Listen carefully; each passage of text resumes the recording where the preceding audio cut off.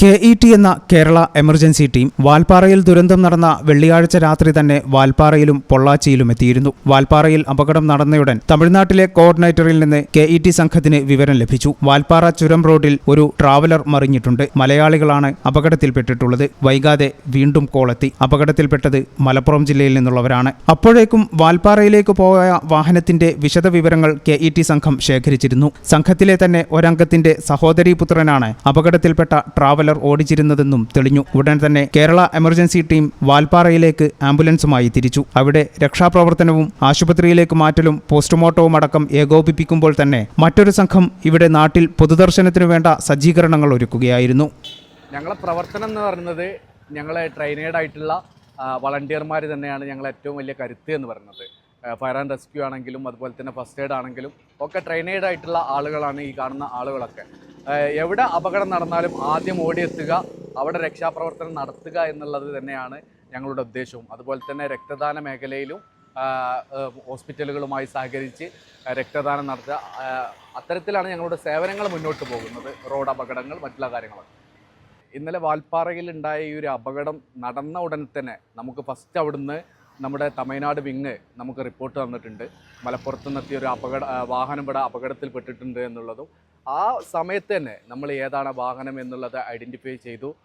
ആ സമയത്താണ് നമ്മുടെ പ്രവർത്തകൻ്റെ പെങ്ങളുടെ മകൻ്റെ വാഹനമാണ് എന്നൊക്കെ അറിഞ്ഞത്. ആ സമയത്ത് തന്നെ നമ്മുടെ പ്രവർത്തകർ നാട്ടിൽ നമ്മുടെ സാദിഖ് പാങ്ങനെ പോലത്തെ ആളുകൾ ഇവിടുന്ന് ആംബുലൻസ് എടുത്തിട്ട് അങ്ങോട്ട് പോയി അവിടെ വേണ്ട എല്ലാ സജ്ജീകരണങ്ങളും നമുക്കവിടെ ചെയ്യാൻ സാധിച്ചിട്ടുണ്ട്. അതോടൊപ്പം തന്നെ നാട്ടിലെ ഈ മയ്യത്ത് എത്തുന്നത് വരെ ഇവിടെ എല്ലാ സജ്ജീകരണങ്ങളും നമ്മൾ ഒരുക്കി കൊടുത്തിട്ടുണ്ട്.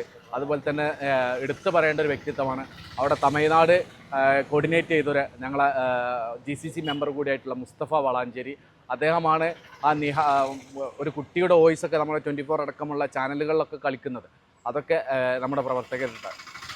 എല്ലാ അർത്ഥത്തിലും പരിശീലനം സിദ്ധിച്ച വോളണ്ടിയർമാർ തന്നെയാണ് KETയുടെ കരുത്ത്. ദുരന്തമുഖത്ത് രക്ഷാപ്രവർത്തനത്തിന് പ്രത്യേകം പരിശീലനം നേടിയ ഈ സംഘം ഇന്ന് കേരളത്തിലെ സന്നദ്ധ സേവന രംഗത്ത് ഒഴിച്ചുകൂടാനാകാത്ത സാന്നിധ്യമാണ്.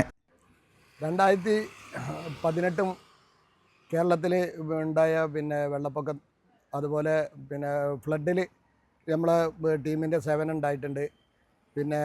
പുത്തുമല ദുരന്തത്തിലുണ്ടായിട്ടുണ്ട്. കഴിഞ്ഞ നമ്മളെ കവളപ്പാറ അതുപോലെ വയനാട് ഇപ്പം മുണ്ടക്കൈ ചൂരൽമല അങ്ങനെ എല്ലാ മേഖലയിലും നമ്മൾ വളണ്ടിയേഴ്സ് എല്ലാ ജില്ലയിലും വളണ്ടിയേഴ്സ് ഉണ്ട്. അപ്പോൾ വളണ്ടിയേഴ്സ് ഏത് സമയത്തും ഏത് പാതിരാത്രിയിലും സന്നദ്ധരായി നിൽക്കുന്ന ഒരുപാട് ട്രെയിനേഡ് വളണ്ടിയേഴ്സ് നമുക്കുണ്ട്. അതാണ് KET എന്ന ഈ സംഘടനയുടെ കരുത്ത്. ഈ ചാനൽ ന്യൂസ് വളാഞ്ചേരി. എന്താണ് ബ്രൈഡ് ഇനി എപ്പോ റെഡിയാവാനാ?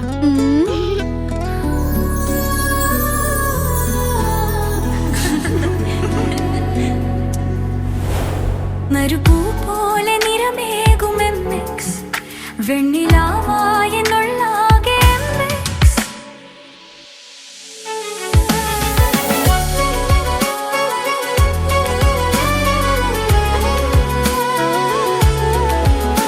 മനസ്സിലുണ്ടോ? MXലുണ്ട്. MX വെഡിംഗ് സെന്റർ ഇനി വളാഞ്ചേരിയിലും. MX wedding centre Valanchery, Pattambi, Koottanad, Koppam, Kecheri.